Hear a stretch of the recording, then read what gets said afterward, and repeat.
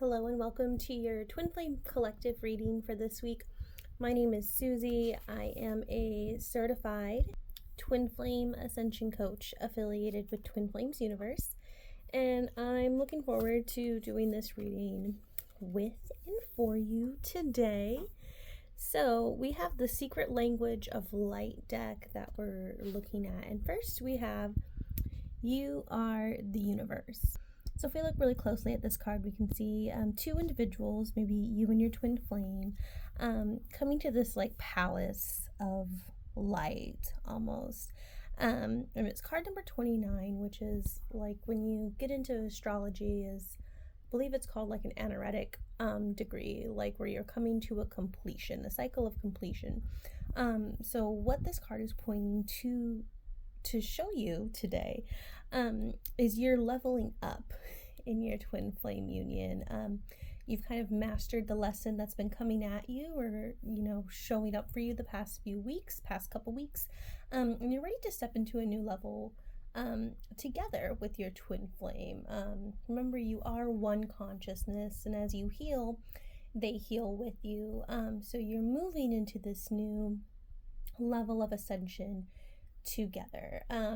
And what this is really going to open up more deeply for you is that you've had this like power to experience expansion and miracles and just like immense divine love within you all along. Like all the treasure has been within you all along. Like you are the universe. You are what you've been searching for. And that really goes hand in hand with our number 11 remembrance card.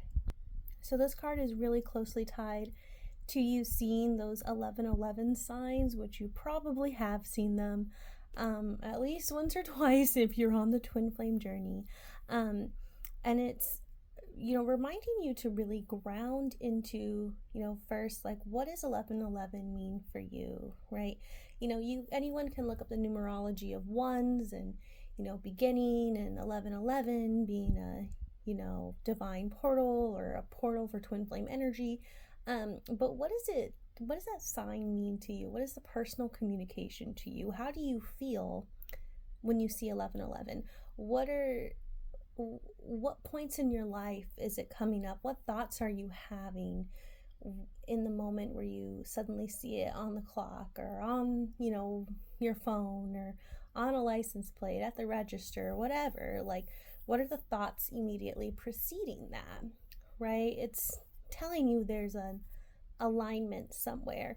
And when we talk about remembrance, we're talking about remembering that you've been divine this whole time. We're talking about remembering who you really are. And that's like what your 1111 alignment is pointing you to, is who you really are, your divine true self. So as you upgrade to this new level, you are remembering, are better able to remember, I should say, your true divine self, right?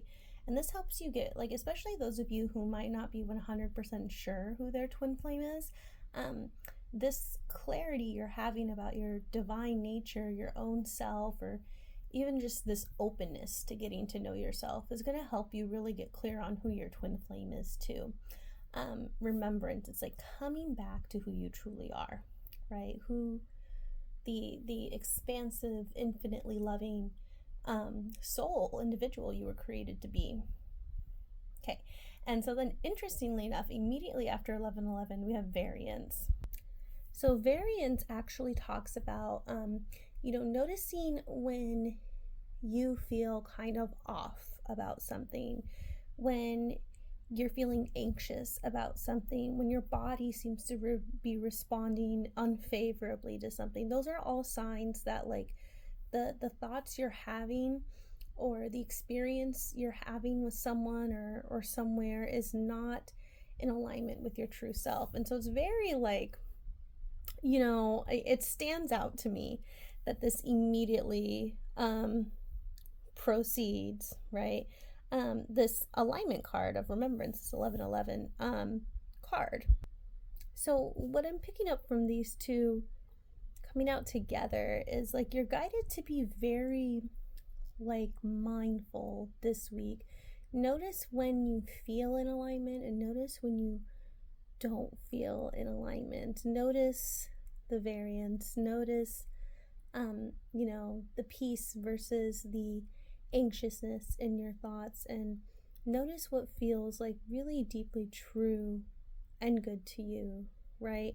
And where you notice that misalignment in yourself or in your environment or people around you, that doesn't mean you have to control it or fix something. It just means you have to heal within, right?